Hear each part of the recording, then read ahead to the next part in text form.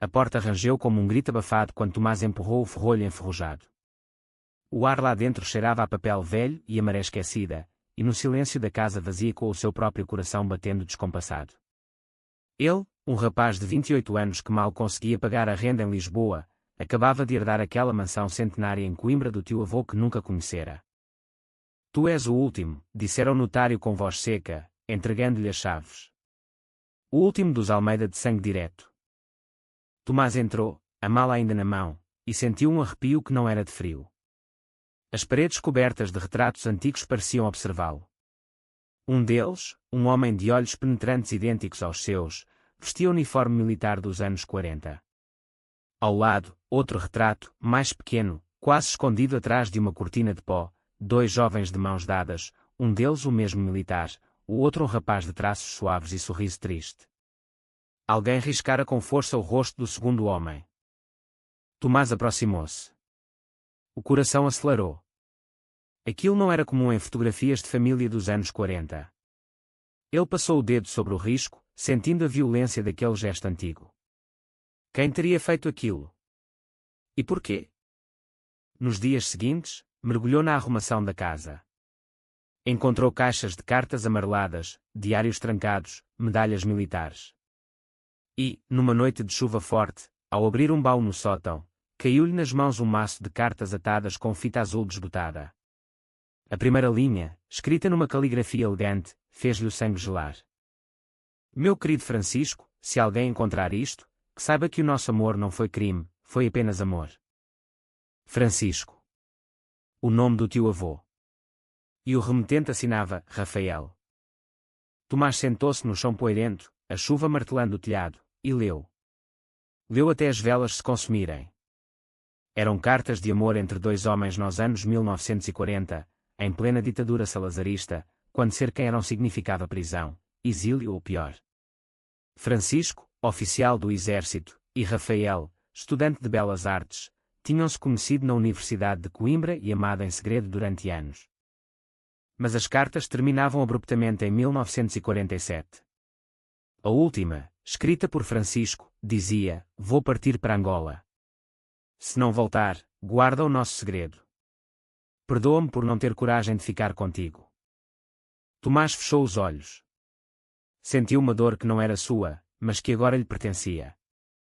Ele próprio era gay, e crescera ouvindo a mãe dizer que o tio-avô morrera solteiro por ser demasiado orgulhoso. Nunca imaginara isto. Na manhã seguinte, decidiu restaurar a casa.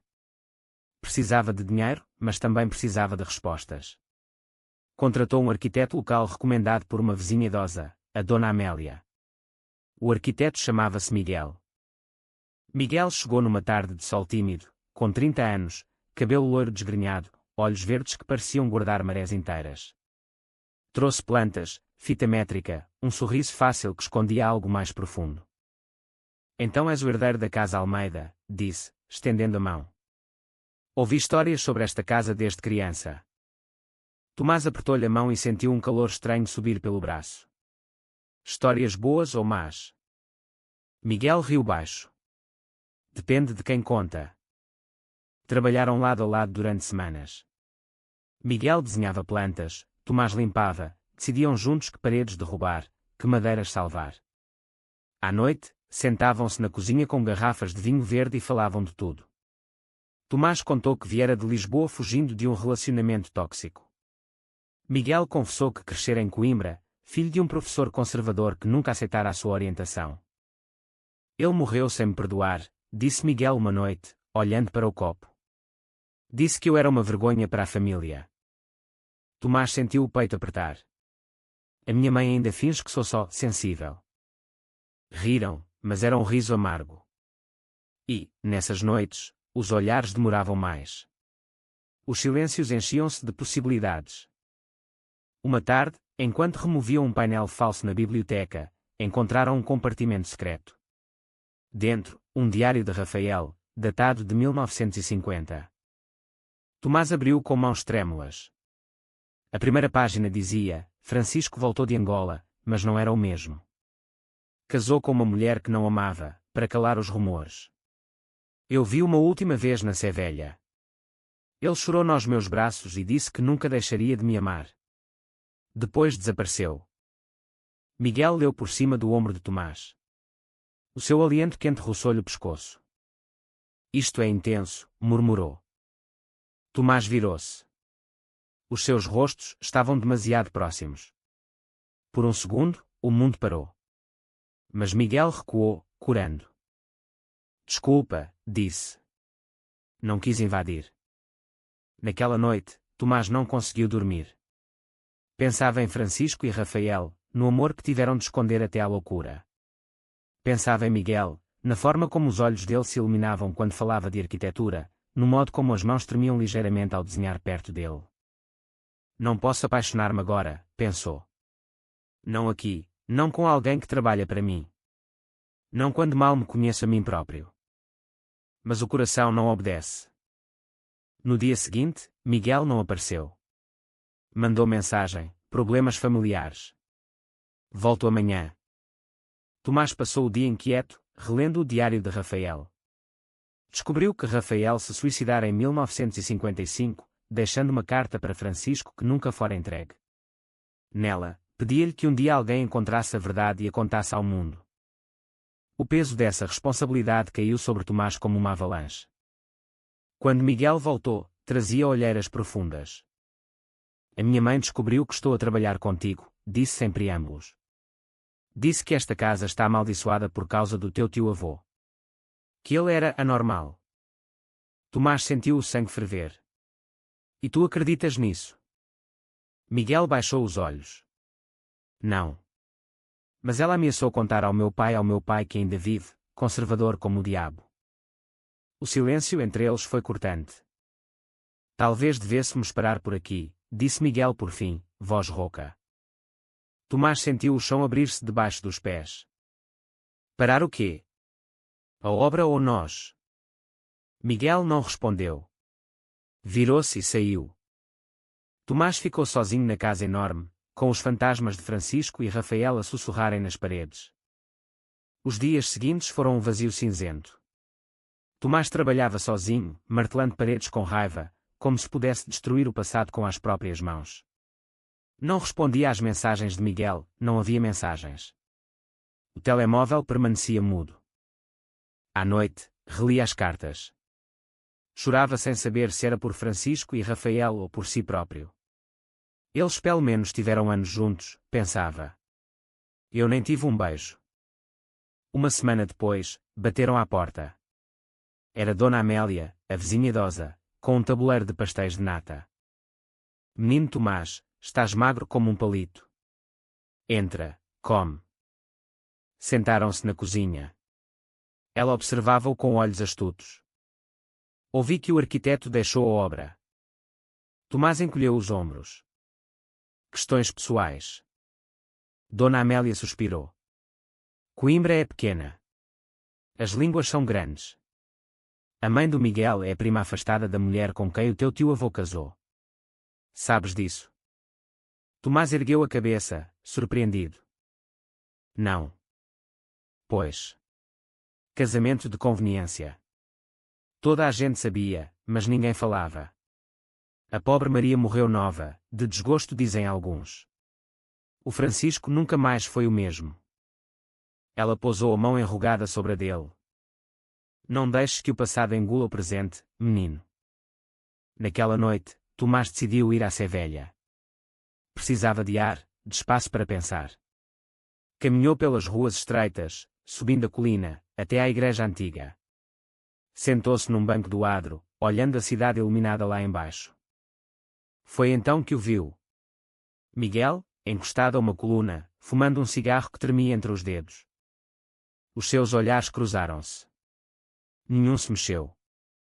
Por fim, Miguel aproximou-se devagar. Não conseguia dormir, disse. Pensei que talvez estivesses aqui. Tomás sentiu o coração disparar. Por quê? Miguel sentou-se ao lado dele, sem tocar. Porque li o resto do diário. Enquanto estive fora, roubei da casa. Desculpa. Tomás franziu o sobrolho. E Rafael escreveu que Francisco guardou todas as nossas cartas num sítio seguro, dentro da chaminé falsa da sala principal. Disse que um dia, quando o mundo mudasse, alguém as encontraria e entenderia. Miguel virou-se para ele. Eu entendo, Tomás. Entendo o medo deles. O meu pai disse-me ontem que se eu continuar a trabalhar contigo, deserdar-me-á. Mas sabe o quê? Já estou farto de viver pela aprovação dele. Tomás sentiu lágrimas quentes nos olhos. E nós? Miguel respirou fundo. Nós somos o que quisermos ser. Mas tenho medo, Tomás. Medo de te magoar. Medo de não ser suficiente. Tomás pegou-lhe na mão. Pela primeira vez. Eu também tenho medo. Mas prefiro ter medo contigo do que segurança sozinho. Ficaram ali até o sino da sé tocar meia-noite. Quando se levantaram, Miguel beijou-o. Um beijo tímido, doce, cheio de anos de espera reprimida. No dia seguinte, voltaram à casa juntos. Derrubaram a chaminé falsa. Dentro, embrulhadas em oleado, estavam centenas de cartas, fotografias, até um anel de compromisso que nunca fora usado. Mas também encontraram algo inesperado, um testamento antigo de Francisco, datado de 1980, onde deixava a casa ao herdeiro que tivesse coragem de contar a verdade sobre Rafael e eu. Tomás leu em voz alta, voz embargada. Ele sabia que um dia alguém como eu apareceria. Miguel abraçou-o por trás. Alguém como nós.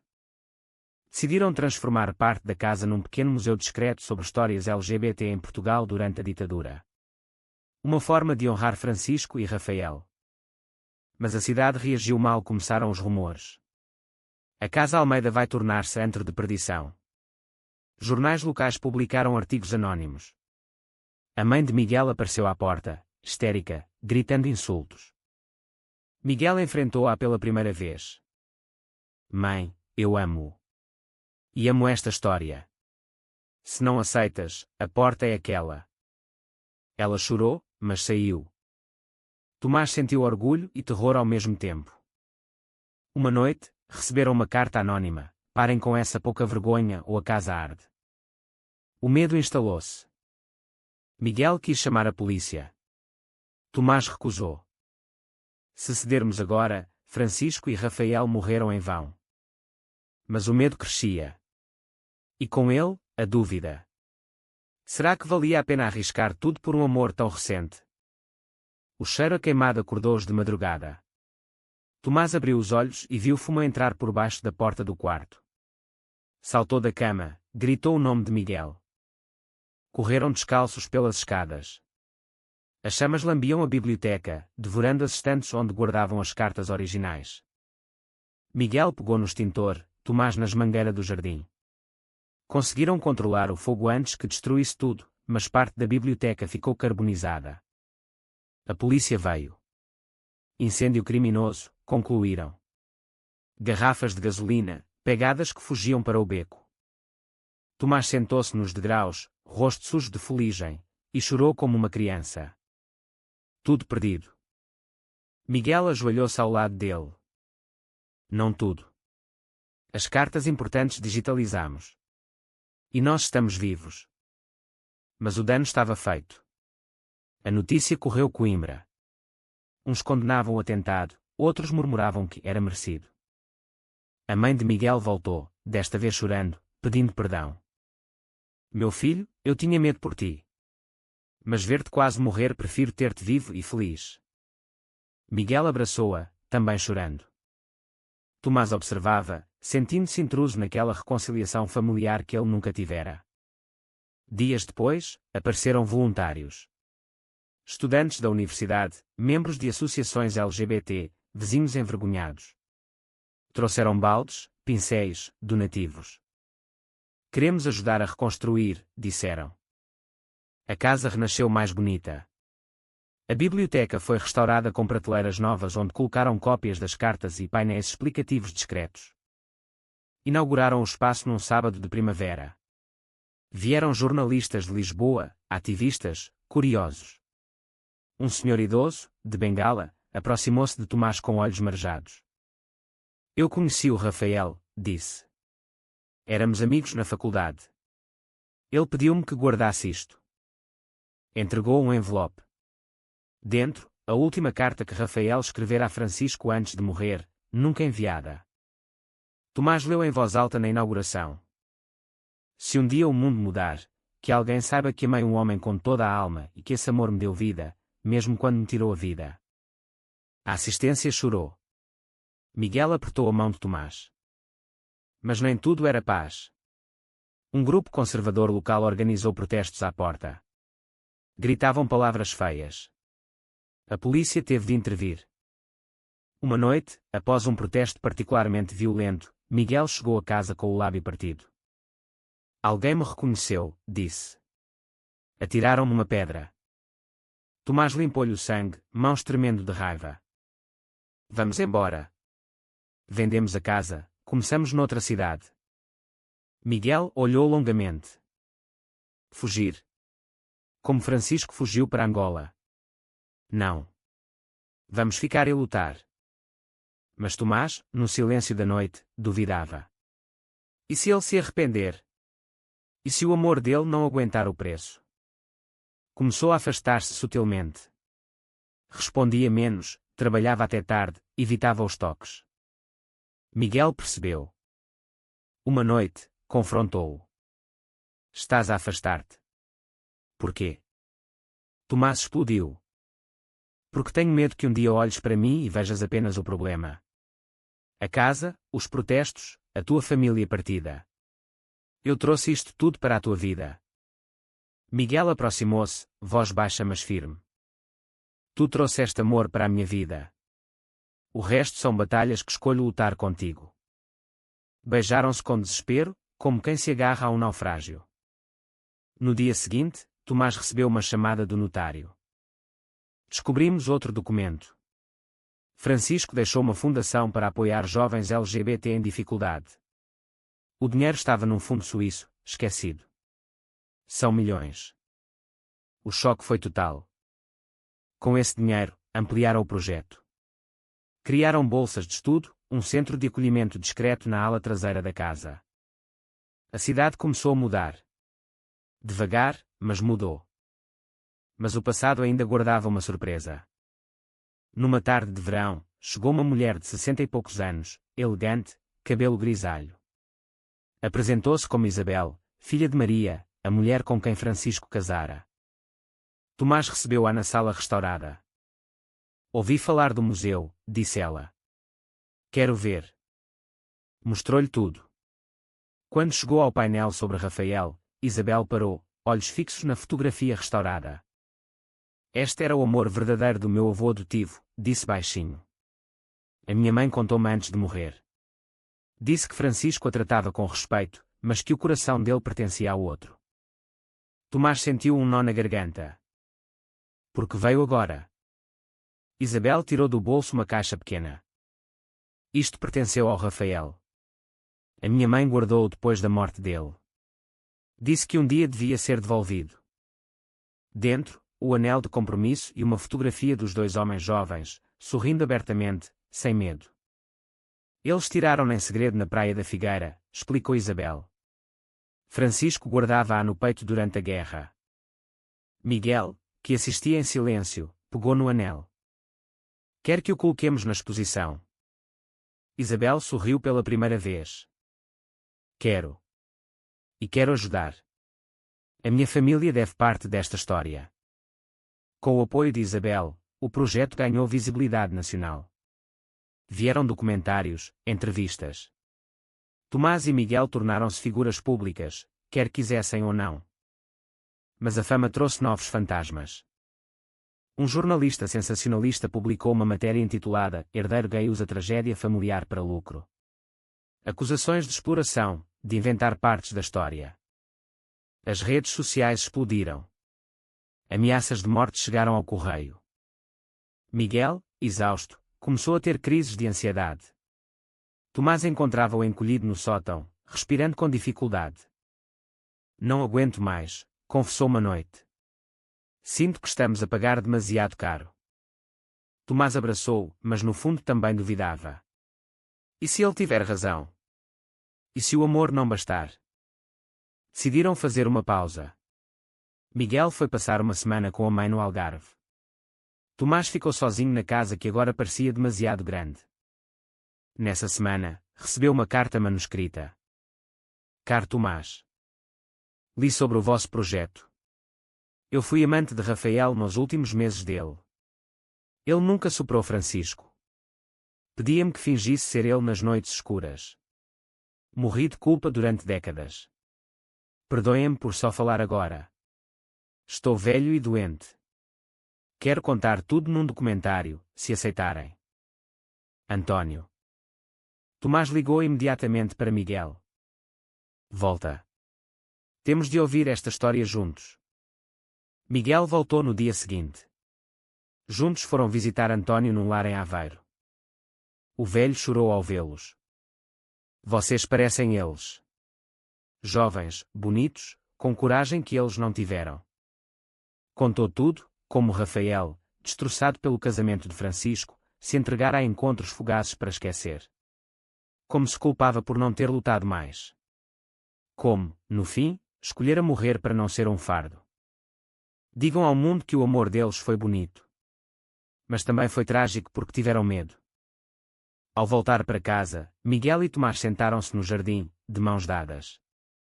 Não queremos ser como eles, disse Miguel. Não queremos ter medo. Tomás beijou-o. Então não teremos. Decidiram casar. Uma cerimónia simples, só família e amigos próximos, na capela da universidade. Mas o passado reservava um último golpe. Na véspera do casamento, Tomás encontrou uma carta escondida atrás de um quadro. Caligrafia de Francisco, datada de 1995, um ano antes de morrer. Meu querido herdeiro desconhecido. Se estás a ler isto, é porque foste corajoso o suficiente para abrir a casa ao mundo. Rafael e eu nunca tivemos filhos, mas sonhávamos com um mundo onde o nosso amor pudesse ter continuidade. Deixo-te não só a casa, mas a responsabilidade de ser feliz abertamente. Não cometas o meu erro. Não fujas. Ama sem medo.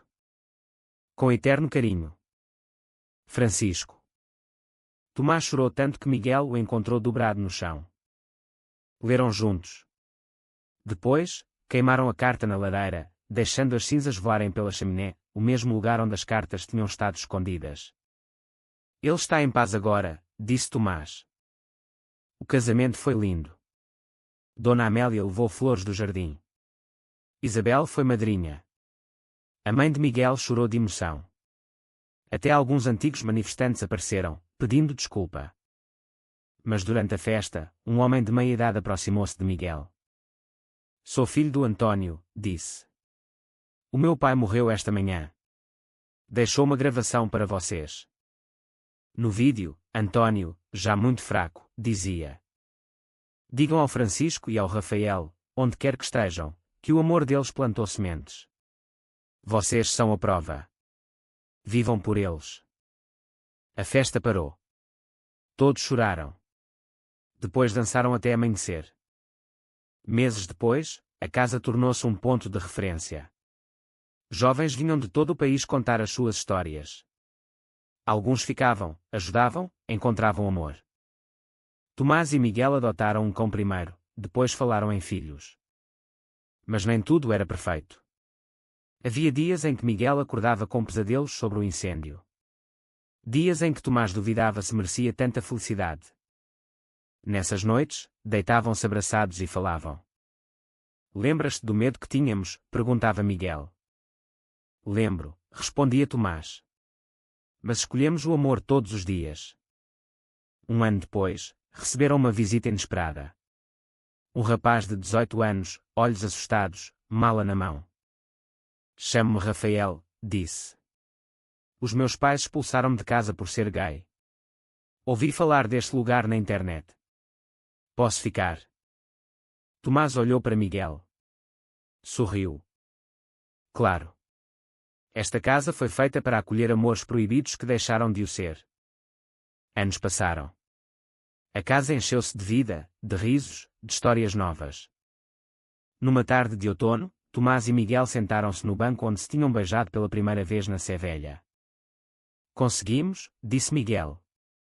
Conseguimos, repetiu Tomás. E, lá embaixo, Coimbra brilhava com luz dourada, como se a cidade inteira finalmente compreendesse. Francisco e Rafael, onde quer que estivessem, podiam enfim descansar. Porque o amor deles não morrera. Vivera para além deles. 10 anos depois, a Casa Almeida era agora oficialmente o Centro Cultural Rafael e Francisco, um espaço de memória, arte e acolhimento. As paredes exibiam exposições rotativas, oficinas para jovens LGBT, concertos ao fim de semana. Tomás, com 40 anos, cabelo com alguns fios grisalhos, dirigia o centro. Miguel, ao lado dele, lecionava arquitetura na universidade e desenhava projetos sustentáveis para a cidade. Adotaram 2 filhos, Lucas, agora com 8 anos, e Sofia, com 6. As crianças corriam pelo jardim, brincando com o cão que já estava velho. Num domingo de primavera, organizaram uma grande comemoração dos 10 anos. Veio gente de todo o país. Isabel, agora a avó postiça das crianças. Dona Amélia, com 90 anos, sentada na cadeira de rodas, sorrindo. O jovem Rafael, aquele que chegara assustado anos antes, era agora coordenador do programa de acolhimento. Tinha namorado, estudava medicina, brilhava. Durante o discurso, Tomás subiu ao pequeno palco. Há 10 anos, herdei uma casa cheia de segredos e dor. Hoje, é uma casa cheia de vida e esperança. Francisco e Rafael nunca imaginaram que o amor deles, escondido durante décadas, pudesse salvar tantas vidas. A assistência aplaudiu. Miguel juntou-se a ele, pegando-lhe na mão. Aprendemos que o amor verdadeiro não é só sentir. É escolher, todos os dias, mesmo quando dói. É enfrentar o medo, o preconceito, o fogo, literal e metafórico. Riram. E é passar esse amor adiante. No fim, projetaram o documentário restaurado com as gravações de António, as cartas digitalizadas, fotografias. As pessoas choraram, abraçaram-se, dançaram. À noite, quando todos partiram, Tomás e Miguel ficaram sozinhos na biblioteca. Sentaram-se no sofá onde tantas vezes tinham lido as cartas. Alguma vez pensaste que chegaríamos aqui? Perguntou Miguel. Tomás abanou a cabeça. Pensei que íamos fugir. Como eles. Miguel beijou-lhe a testa. Mas não fugimos. Tomás olhou para o retrato restaurado de Francisco e Rafael, agora pendurado com orgulho na parede principal. Olá, avos, sussurrou. Obrigado por não desistirem completamente. Sentiu uma paz profunda. O passado curara-se no presente. O amor proibido tornara-se legado. E na casa que outrora guardara segredos de dor, agora ecoavam apenas risos de crianças, música, histórias de quem chegava ferido e partia inteiro. Porque, enfim, o mundo mudara um pouco. Graças a 2 homens que amaram em silêncio. E graças a outros 2 que escolheram amar em voz alta.